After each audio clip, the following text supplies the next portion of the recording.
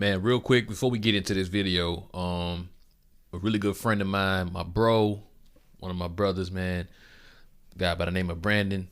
Unfortunately, this past Mother's Day, he unexpectedly lost his mother. His mother passed away in her sleep, and I linked the GoFundMe in the description of this video, man. If anybody is willing, any donations, man, would be greatly appreciated to the family. Help out a lot. My boy Brandon, y'all probably seen him in a couple of my videos before, playing Black Ops 3 with me, man. Real good guy. I've known him for years. He's a husband, good father. He's a Marine Corps veteran. Like I said, man, anything that you're willing to spare, man, would be greatly appreciated.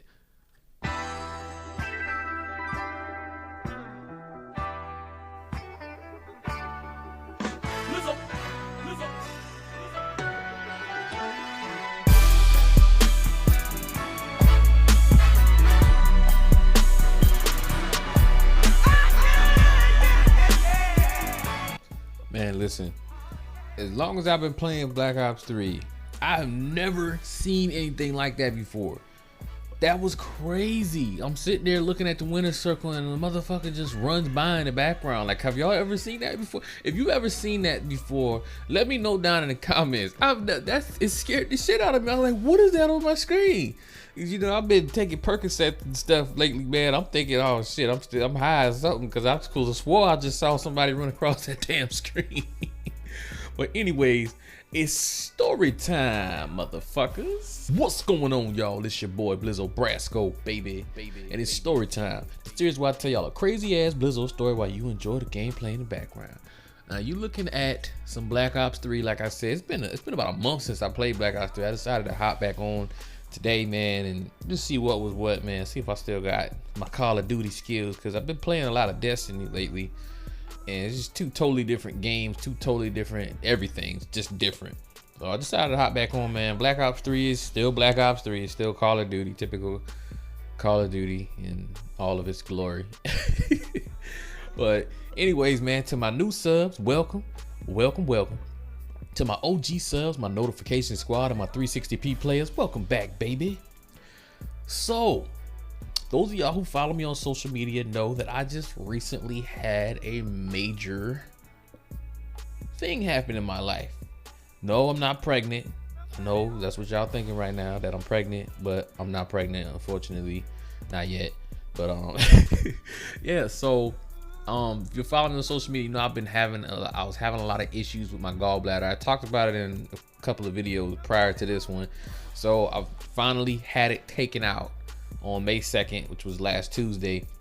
Finally had that motherfucker taken out, man. And I just kind of wanted to talk about it a little bit, man. And because I know a lot of y'all who are watching this video probably young. Some of y'all probably like, I don't even know what the fuck a gallbladder is. I'm gonna tell you what it is, damn it. But so basically, man, the way your digestive system is set up, I'm not gonna go through the whole digestive system with you. I ain't Bill Nye the Science Guy. I'm Blizo Brasko, the asshole from the South with the mouth that bring you the stories and shit. But so basically, under your liver, there's this little pear-shaped sac. It's not as big as a pear, but it's shaped like a pear. About 3 or 4 inches long. It's called a gallbladder. Basically, a gallbladder, all it does is store and secrete this liquid called bile. Your liver makes bile, and when your liver makes bile, it goes from your liver through a duct called the bile duct into your gallbladder. And when you eat, your brain sends a signal to your gallbladder that says, hey, this motherfucker just ate. You need to send some of that bile stuff down here to the intestines, to the stomach, help break down some of these fats. Now come on, now let's get with it. Basically, that in a nutshell, that's what happens. So your gallbladder basically stores the bile until your digestive system needs it to break down the fatty foods that you eat. It basically helps break down fatty foods. Well, my gallbladder was not functioning properly, and basically back in December I had an attack. Well, I thought I was having a heart attack. Come to find out, my gallbladder was, instead of being full of bile, it was full of sludge. I didn't have any stones, thank God, but it was full of sludge, and the wall was twice as thick because it was trying to pump the sludge out, but it was just coming out very slowly because it was, you know, you think of sludge is really thick as opposed to most liquids that are thin and clear and, you know, translucent, all that good shit. So basically my gallbladder was not functioning at 100%, which was also the cause of some other issues I was having too that I had no idea. You know what I'm saying? Not to get too graphic, but a lot of times I would eat, and right after I eat, I got to run all straight to the fucking bathroom. I'm like, I mean, normal people shit like 4 or 5 times a week. I'm shitting like 4 or 5 times a day. But anyway, so all of that was attributed to my gallbladder not working properly. So I went to the doctor, and the doctor was like, well, you know, you could either leave it in and continue to have a bland diet and hope nothing else happens. But in most cases, the gallbladder is just going to get worse. You can end up with stones. You can end up with more sludge. It's just going to get worse. So my advice would be to take it out, have it removed. So I told the doctor, let me think on it, you know, for a little while before I make a decision. Went home, did some research, checked out a couple websites, a couple pamphlets he gave me.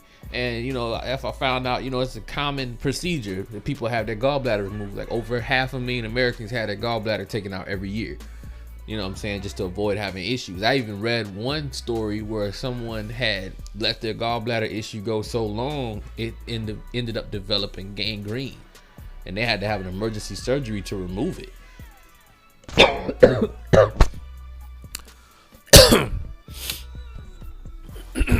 So after all of that and looking up the procedure itself, which is a laparoscopic something that I can't pronounce, I'll put it up on the screen so y'all can read it.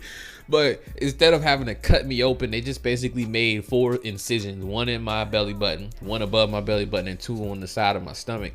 And they used those incisions to do the surgery. So they inserted a camera, they inserted the little, you know, the tools that they needed, and they removed my gallbladder like that, and they pulled it out of my belly button. So it's actually pretty cool, man. I looked at a video on YouTube, almost threw up when I was looking at it, but I looked at a video on YouTube of how, you know, the laparoscopic surgery is done. And it's pretty cool how technology allows them to do that without having to like cut me open to take it out. You know what I'm saying?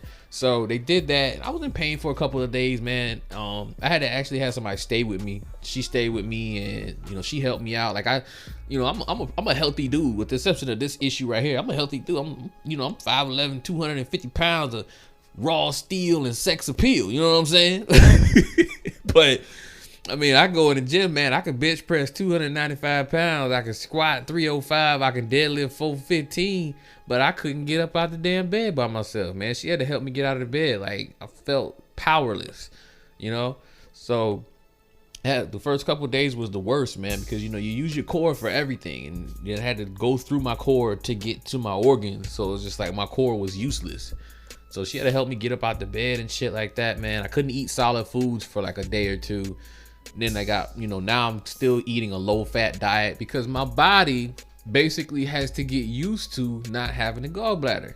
You know what I'm saying? My body has to get used to it. And I had my first experience with that on Sunday. I know this gameplay is coming to an end here soon, so pretty sure I'll put some bonus footage up there or something. I don't know. But anyway, I had my first experience with it Sunday.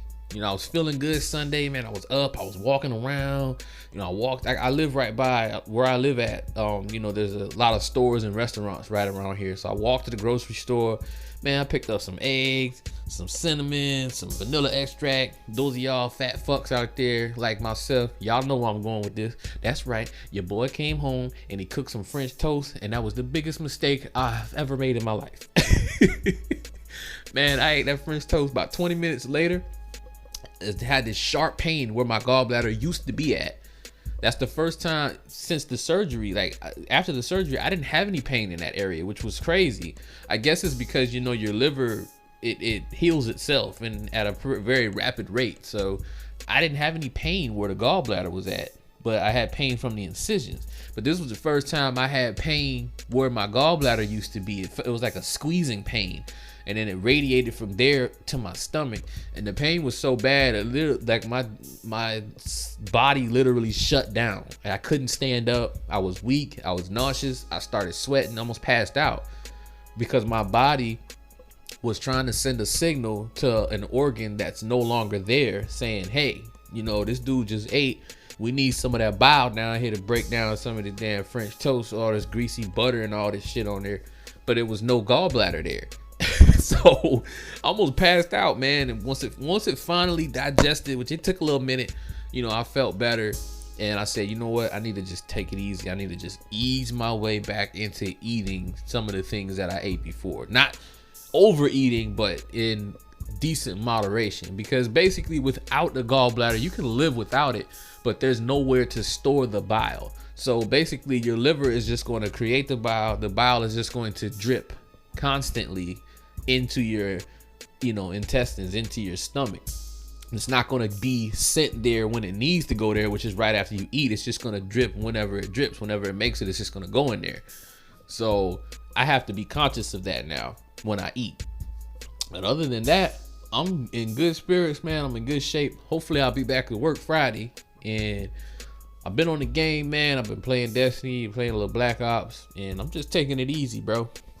And anyways, man, if anybody watching this video, if you're still watching right now, let me know if you've ever had any type of surgery done. What did you have done, man? And you know, let me know down in the comments. I like hearing about shit like that. Make sure y'all like this video, share this motherfucker, and I'm gonna see y'all in the next one.